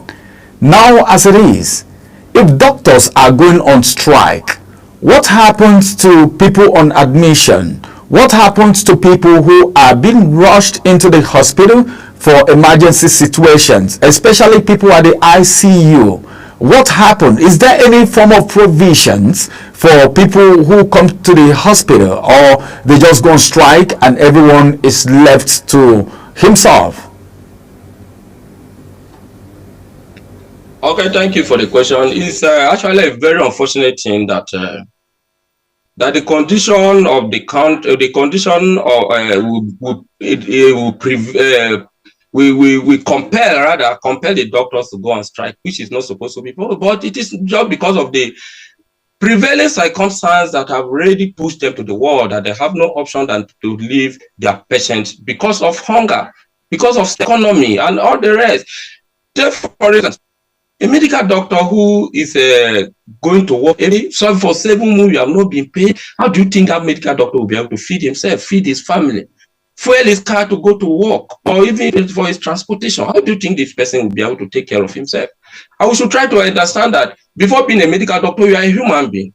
You have your basic need to be attended to. For instance, somebody has not been paid for 7 months. Imagine a clocking of 7 months, those almost more than half of a year, and nothing has been done about it. So how do you expect this medical doctor to be able to cope, to go to work? And unfortunately, the only language our Nigerian government understands is strike. It is only when you go on strike, embark on a strike, that you draw their attention, and they'll be able to give you what is even right, supposed to be rightfully your own. So it is actually a very disturbing situation. And not we doctors are not ever happy embarking on any strike, but it is only when we are pushed to the wall, we have no option than to just cry to the high heavens so that the government will listen to us and then give us what is duly our own. So not that any doctor will be happy going on strike, abandoning his or patient in the hospital, but because of the circumstance, the prevailing circumstance, the government has already pushed them to. So that is just the unfortunate thing. And we pray that the government of the day should be touched by some of those happenings, and then that they will try to put every right thing in place to forestall subsequent incidents of industrial action embarked upon by the doctors. So that means if doctors go on strike, they leave the patients in the hospital. Is that what it means? I'm not trying to say it is the right thing, but I'm only trying to say that as a matter of fact, because before you take care of a patient, you have to be mentally balanced. You have to at least have something in your stomach. You cannot, a hungry doctor, in fact, there's a saying that a hungry man is an angry man. I'm not saying that doctors are angry, but if you are hungry, if as a matter of fact, you may not even be in a positive frame of mind to even attend to your patient. You don't have what it takes to even transport yourself to work. How are you going to even go to see your patient? So as a matter of fact, nobody will justify leaving the patient in the hospital. But the unfortunate thing is that the government are not doing the needful. So we are calling upon them that they should try and do the needful to ensure that some of those things does not linger. Okay, apart from this, there is something like in UCHT, a worker was sacked for negligence that led to the death of a patient. What would you have to say about the issue of negligence of health workers generally? Well, this word negligence is in a way, I can't really, I cannot really say I need to understand what type of negligence, the negligence in terms of that administering drugs, or the patient did not, or the doctor did not come to see the patient on time, or whatever. I don't know the details of the type of negligence that the medical practitioner must have exhibited. But however, every form of negligence in the medical practice is highly condemnable, and nobody will tolerate, no medical practitioner will tolerate any form of negligence. So we advise that all the medical doctors should be dedicated, committed to their duty, and perform their duty excellently well, and take care of their patient in the way that is expected of them. So any form of negligence at any point in the medical practice is highly condemnable. I don't know the details of the type of negligence that resulted in the death of that person, but it's very, very unfortunate. If that doctor is found culpable of that the act of negligence exhibited, I think that doctor should have him or herself to be to answer some questions with the, before the disciplinary committee of the regulating body of the medical profession in the country. Okay, thank you very much. That was a radiographer who was supposed to carry out an assignment on a patient that was rushed to the hospital and couldn't find the key to the office, and as a result the patient actually died. That is the situation. It's been so good having you join us on Global Morning today, Dr. Joseph. Thank you very much for joining us. Thank you very much for your time. Thank you, and thank you for having me around, and do have a nice day. Thank you very much for joining us. And that's going to be the size of the first discussion on Global Morning today. Then there are questions that Nigerians are asking. For how long would we have this issue of expats leaving the country? Traveling. You can travel for vacation and return back to duty. You can be sent abroad for further studies and all of that. That's normal. But the issue of leaving finally and never think of returning back again is where the problem is. But then the doctor have enumerated a number of reasons why these things happens and keeps happening. We just want to say the federal government and every other persons in authority that have one or two things to do to make sure these things don't continue should go ahead and do it, so that we have our patients, Nigerians, will get the appropriate treatment. Nigerians will be treated under good condition. Let's go on a quick break. After this break, we'll return for the second conversation, which has to do with insecurity. Well, I won't say this, but then like Dr. Joseph was saying, he's been a victim of insecurity. I think I'm quite aware of that situation. But then today, we will be talking about insecurity that has to do with the community borders where these people move. You've heard in times past that some terrorists are coming from other countries, that some of them are not Nigerians, and we will get to talk about all of that in the second discussion. Stay with us as I have my experts join me for the discussion after this break.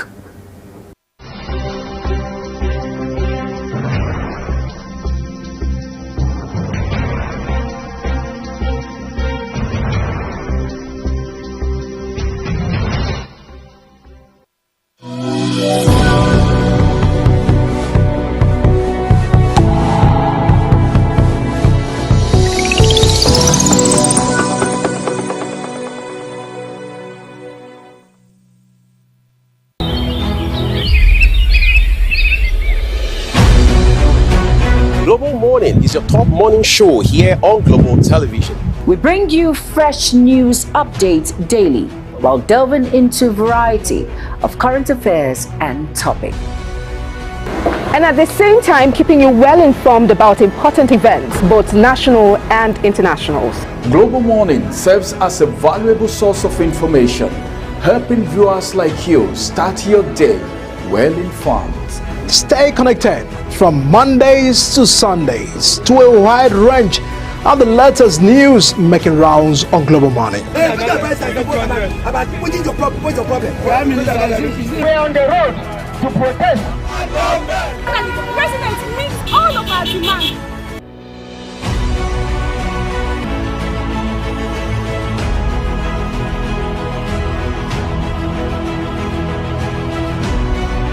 This is Global Morning.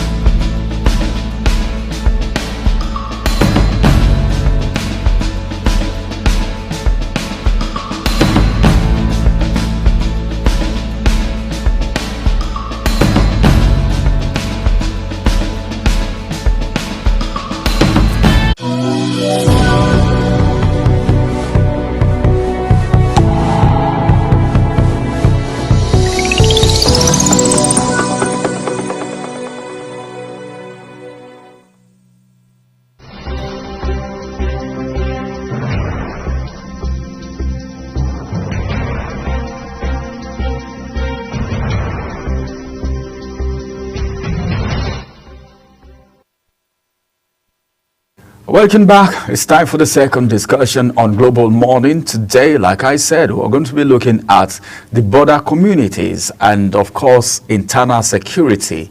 How do these people get into the country?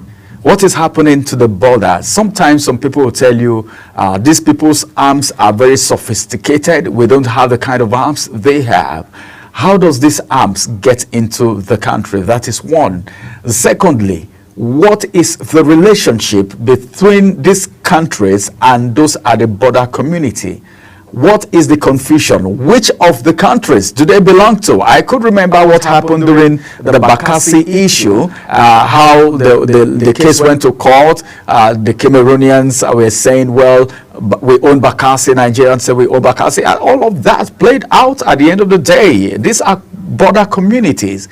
These are grounds where this insecurity is being breeded and where these formidable forces are being built before they get into the countries and constitute a whole lot of nuisance, terrorism on the rise, insecurity on a daily basis. Who is thinking about the border communities? What is happening? How porous is the border communities? What is the mentality of the people at the border communities? How is the immigration laws affecting the people at the border communities? All of these will form basis of our discussion today as I have my guest join me right here in the studio. My guest is a retired Assistant Controller General of Immigrations, and he has been there, and he is going to be the one to talk to us today. Dr. Oke Ezugu is right here. Good morning. It's good to have you on the program. Good morning, Ramsey. Well, we're looking at Nigerian border communities and, of course, internal security, the challenges of internal security. You know, a lot of people don't even know that there are border communities. These border communities are being neglected, all right, by maybe the different countries, all right, where they are bordering. And as a matter of fact, even during election, they get confused. You can even see that some of them can even vote for this country and vote for the other country, because in a way there is a confusion right here. So let's look at the border communities. What do you have to say about Nigerian border communities? Well, good morning again, Ramsey. We have our border communities.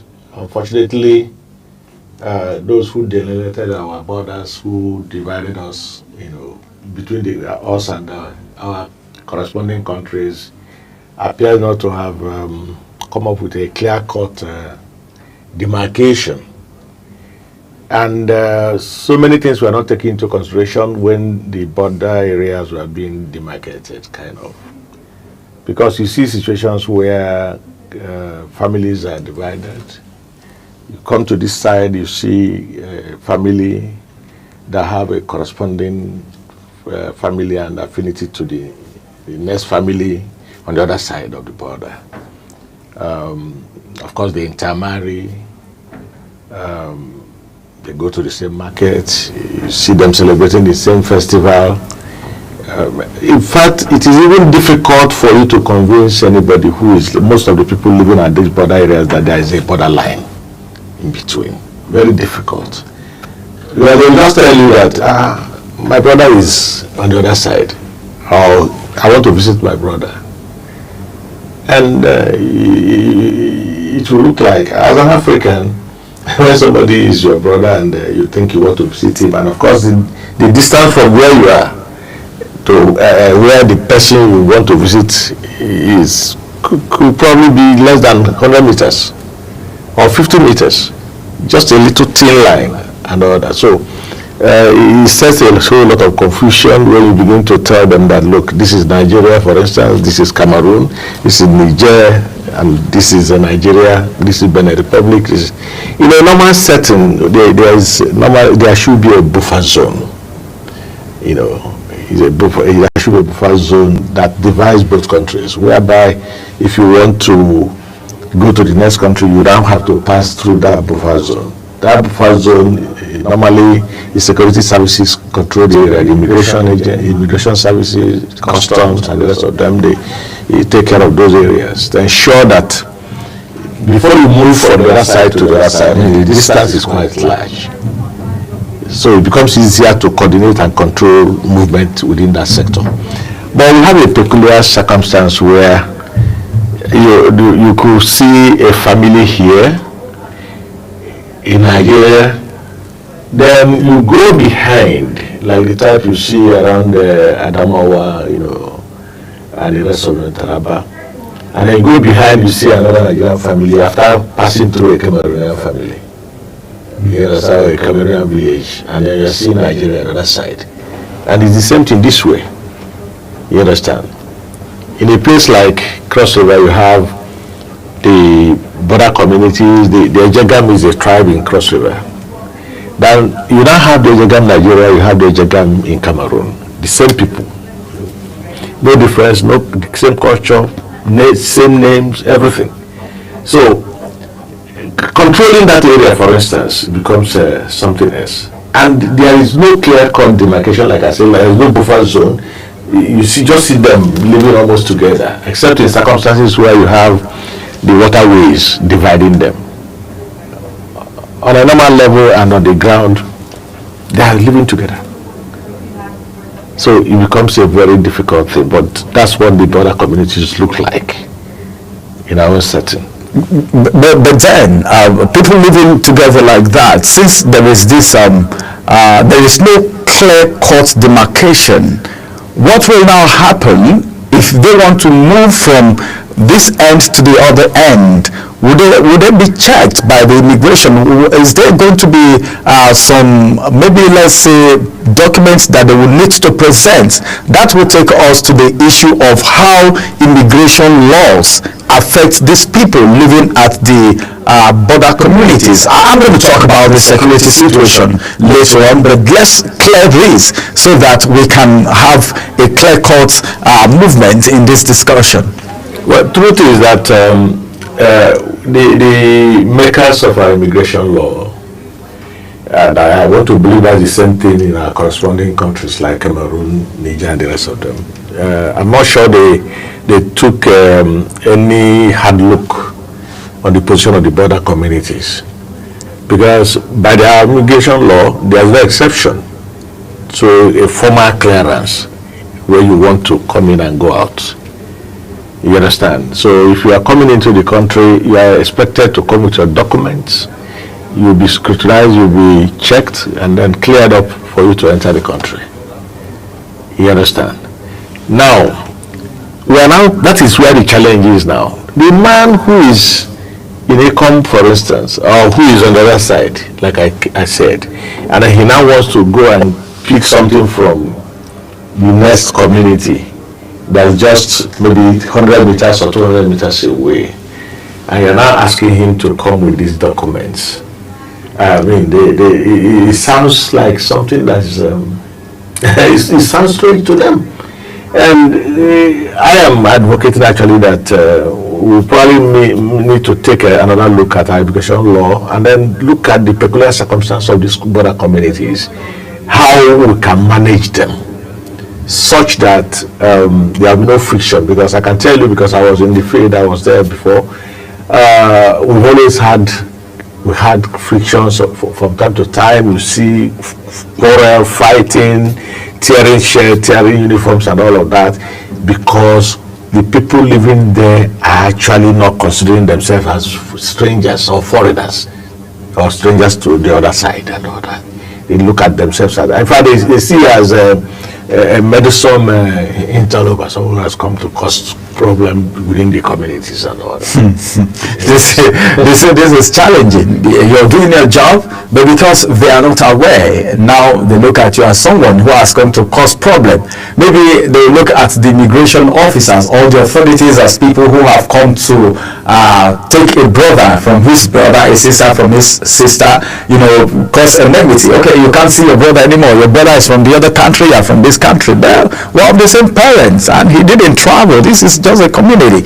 All right, let's look at this. Where do you think the government can come in now? Do you think the government needs to do anything? Because from what you're saying, I think there is some level of negligence right now at the border communities. If all these things are not done, what do you think the government needs to do to avoid some form of repercussions? I'm still going to come to the area of security, because security can be breeded. Insecurity can emanate from places like that, and you don't know what is happening. Someone can come to this way, cause mayhem, and go back, and before you know, you can't even trace them and all of that. So what do you have to say about government's interference now, or what you think government would have done to ensure there is no breeding of terrorists from these quarters, from the community borders? Well, given what I know about prevalence in border communities, many of them actually don't even know which country they belong. They don't even know. They belong to whichever country that appears to come handy with anything. If this side is giving them water, giving them electricity, giving them hospital, schools, and giving them some palliatives, so that is where they are. If the other side does the same, that's where they are. And during the elections, you see many people from the other side coming in this side to vote. In fact, they have, I can tell you that many of them are having our voters cards. Many of them are even carrying our passports. Many of them are carrying our national ID cards and the rest of them. Because, like I said, they are the same people, and for inexplicable reasons, our local rulers, traditional rulers, local government administrators within these areas, because they still believe, they also believe in that system that the other person is their brother and all that. In fact, they award them citizenship by proxy without even going through any process. You just come and they give you a clearance. Is our own. Give you clearance that you are an indigene of the place, even when you're not.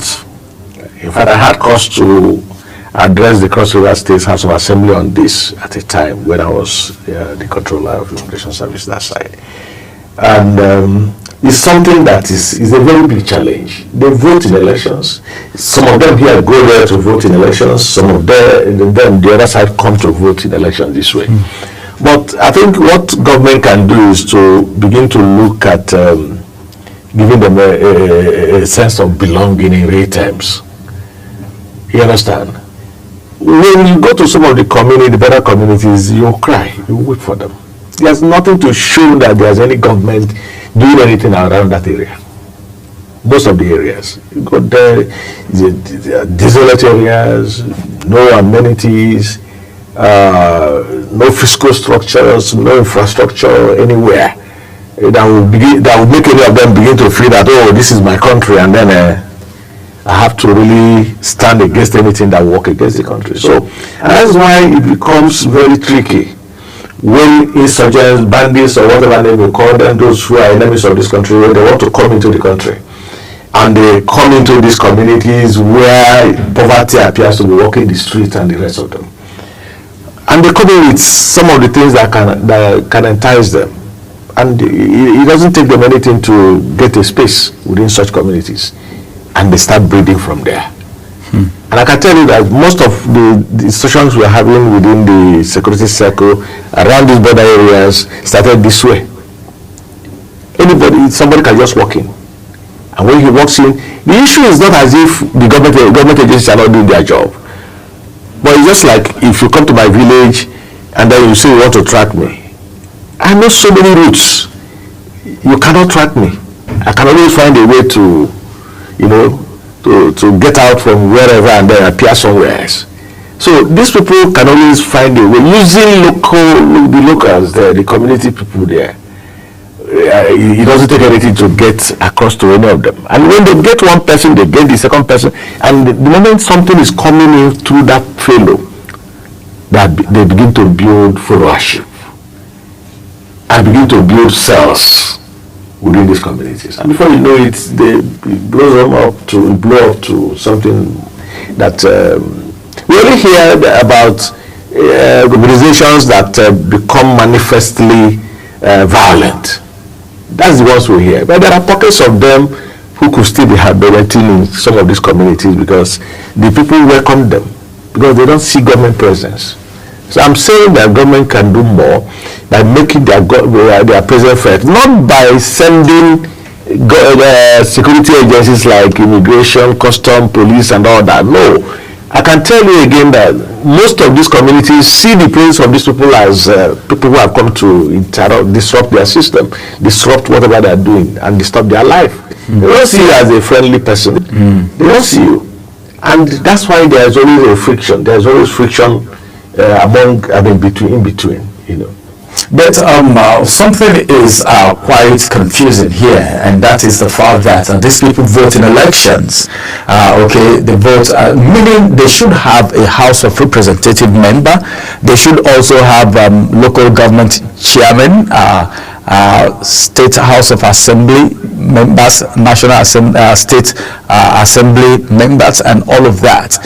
What are those people doing that they don't even, because they are supposed to be the representatives of the government to do things at the border community for those who feel they are part of the community. But you said something very vital. Sometimes you just see these people do what they want to do and they run away to these places and you don't know those places. We've had cases in the past where they will tell you, well, these terrorists who are seen don't look like Nigerians. They look like people who are coming from outside.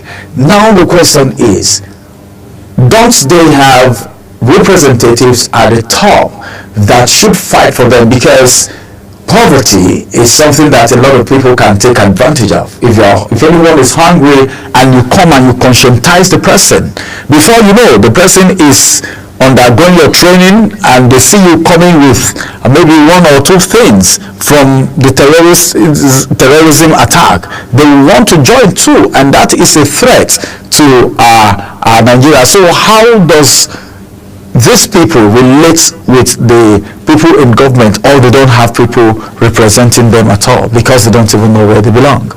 Well, to the extent that when you talk of our borderline now, people within our own circle,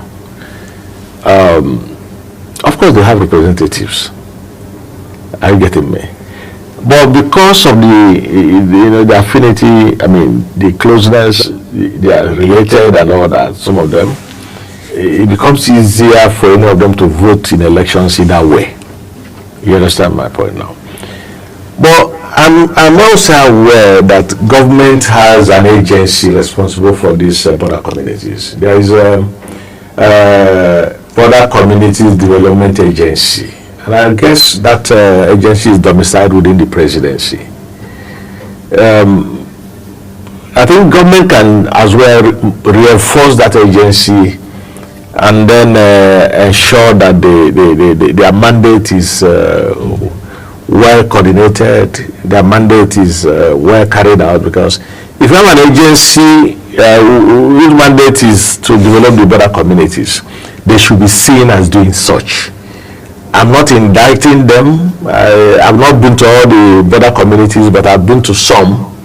But I can tell you that it doesn't look like that agency is really making great impact within the border communities. Otherwise, if they do that, most of what we are seeing, we will be seeing them. Before cells are built, if government presence is there, there will be some people who will say, no, don't come and disturb our system. Our people are doing well and all that. We have our water, we have our hospital, we have our roads, we have everything. So what are you coming here to do? But because they don't see those things, if somebody comes here again and say, look, I will give you this, I will give you that. And in this period when things are really getting tough and hard on everywhere, it doesn't take anything to just ask anybody over to put some things, some nonsense into the brain, and the person begin to act. Yes, because nobody, is difficult to see an outfit, these terrorist groups and the rest of them, walk their way from any country directly and walk into the country directly. They must domicile somewhere. They must stay somewhere. They must settle somewhere. And where are they settling? Among our communities, and those are the border areas. And when they settle there, they begin to propagate whatever vision they have, and begin to put it to the people that it can be this way, it can be that way. And of course begin to blackmail government, because that's what most of them do. They blackmail government. Look at what government is doing to you. They are not doing this, they are not doing that, they are not doing this. It's not as if we have a better option, but that is the blackmail. And when you do that, of course you expect an average jobless person who is on the street there in such communities to key into it, if that will at least provide him something on the table. That is it. So what are the challenges? Do you think all of this will pose on internal security? It does, of course. The moment you have such cells in the border communities, what else are you talking about? The internal security is already, there's a disruption already. There's a disruption. But you can do what you see, I prefer a preemptive action, not waiting until you begin to explode. Like from time to time, you begin to hear that this group has come up and this is what they are doing, and all. These people don't come in overnight. They come in and exist within these border communities for a long time, and after which they begin to propagate whatever they had to. In the last few days, the Immigration Service raised an alarm over a group that don't believe in Christianity, they don't believe in Islam. They want to get back to the traditional religion and all that. Now, nobody can tell you freely that he knows the component of or the ingredients of whatever they are propagating. But definitely they have adherents. They have people who are following them. Adding to our problem, adding to our internal security challenges, because before you know it, we'll be telling stories of one extremist group or the other and the other. Already within a space of how many months we are having, at least government has been able to announce about 2 extremist groups. The Lokarawa, I think. Yes, Lokarawa. And this other group, the immigration raised the alarm the other day. Yes. It's becoming worrisome right now because of the security situation in the country. But generally, what's your assessment of internal security so far? Because the kidnapping, the terrorism attacks, before, they came off with bombing the places before they now started the attack. In the night they just come to a community and do what they want to do and go back. Only God knows where they are going back to. Maybe to these border communities. They come strike overnight and they go back to their communities. So what's your assessment, your general assessment of the security situation in the country as at this moment? 2024, 2025 in the security agencies are doing a great job. I'm no longer in government, but I have friends who are even among the fighting forces and the rest of them. These people are doing a great job. They have, in fact, since this government came on board, the heat has been on them. Yeah, the heat is on them. The government, the soldiers, the other security agencies, down their toes, and they're working very hard. You see, this thing did not start today, and it's not something that you just go and pluck out and say, "Oh, come on, stop misbehaving." It cannot happen. And like I said, they came, like as I've explained, in small ways. Start building followership in border communities and other communities, taking advantage of the inadequacies in our system, and then bringing in, and before you know it, they need to make them believe that the government of the day is their enemy. That is the impression. The government don't like you. It's a blackmail. Government is not giving you anything. Just to get the people's support. Yes. It's part of what they're doing. You see, I don't know whether you've ever stayed where, I mean, maybe you finish secondary school or university and you're in your village and you don't have a job and all of that. 1 year, 2 years, 3 years, and somebody walks up to you and says, boy, come on. There is something there. Somebody wants to see us. And then you now get there. And when you get there, you now see one man talking to you. First of all, as you come in, he gives you everything. You eat and drink and all that. And when you are going introduction, he gives you maybe 50,000 naira, 100,000 naira. And you don't say like 5,000 in 2 months. Before you know it, in fact, nobody will tell you to come back the next day because you'll be wanting to find out when the next meeting will take place. And that is the way they come. But that is because they are not feeling the impact of government in practical terms. That's my conviction. They are not feeling the impact of government in practical terms. So as it is, if the government is doing well, they wouldn't even go that if they are really failing. The government is not about government doing well. But if government is taking care of these border communities the way they ought to, they need to take charge. Government needs to take charge of the border communities. Not about posting officers to go and work there. Because they see them as agents of siege. As they come in, as security agencies come in with their uniform and the rest of them, they see them as people who have come to press them. They're not seeing them as those who have come to protect them. They are not. So government should take charge, take hold of the border communities, administer the border communities, even if it means setting up a different administrations to take care of those areas responsible to the presidency.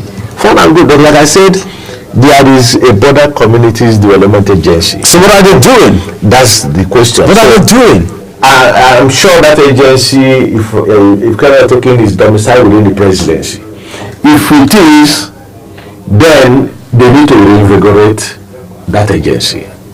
You know, put in more effort into making it an establishment that we can at least look at what they are doing and assess them. At the moment, I think whatever they are doing is shrouded in some murky waters and all that. I'm not sure they're clear enough.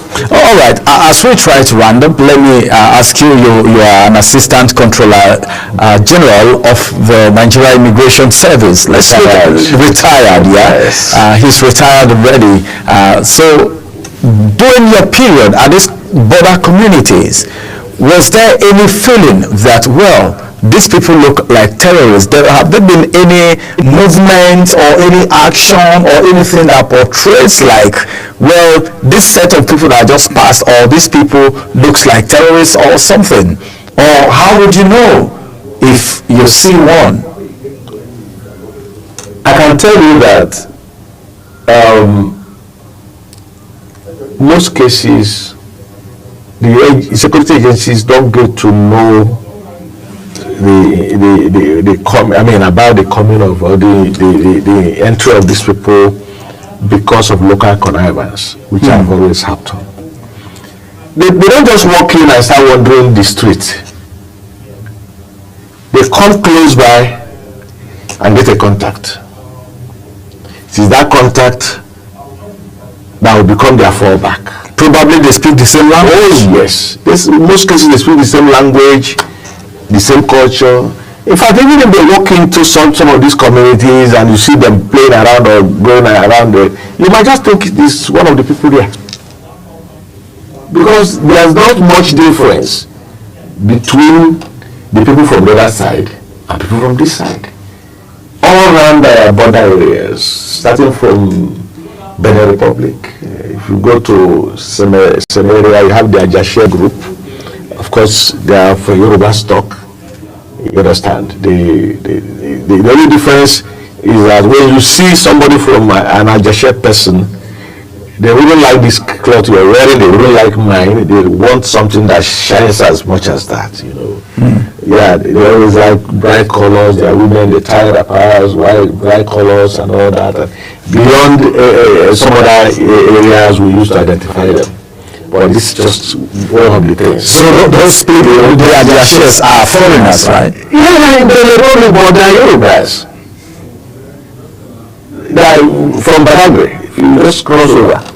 I know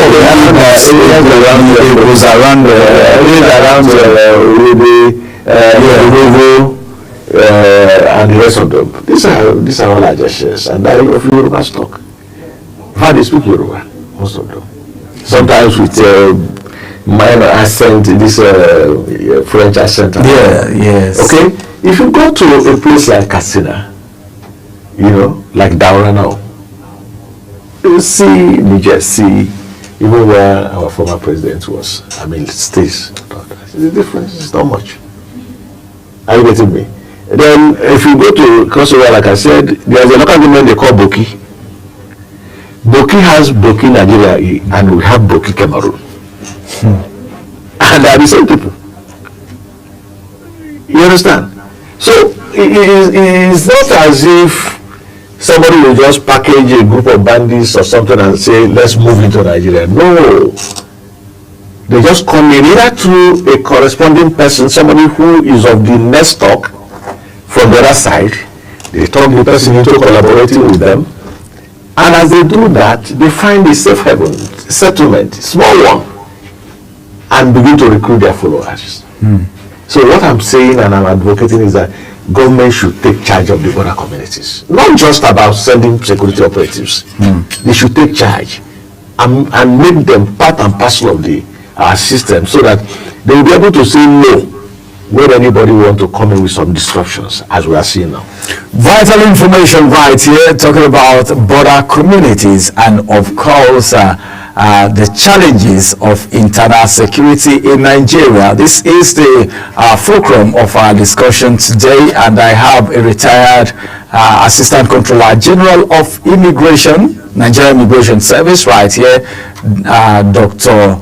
Oke Ezogo, and of course a very big thank you to you for coming. This is a revelation, as a matter of fact, because a lot of people don't know, and I think it is high time the government rise to the occasion to take charge of these border communities. Well, what we are saying, I think one of the ways we can actually fight this insecurity is intelligent informations, and these intelligent informations can actually come from the border communities. This is when they are being given a sense of belonging. If not until you know you belong to a particular family, whatever happens there, you wouldn't want to give a damn to it. But then if you know you are Nigerians, if they are aware and get the right orientation and of course the social amenity, which is very important, if they have all of these, they will know that they belong to Nigeria and they will be ready to protect the territorial integrity of the country. But then I think the government needs so much to do,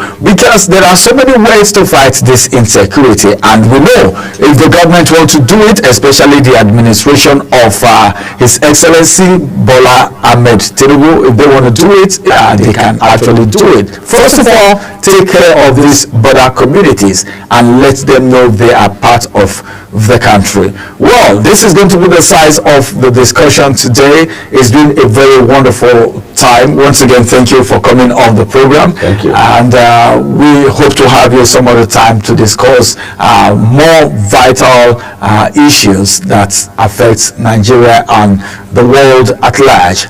This is where we call it a wrap. Coming up next is the Talk Sport on Global Television, and of course my name is Ramsey Enoch. Have a beautiful day ahead of you. Bye bye for now. Welcome to Global Morning. The death toll from flooding.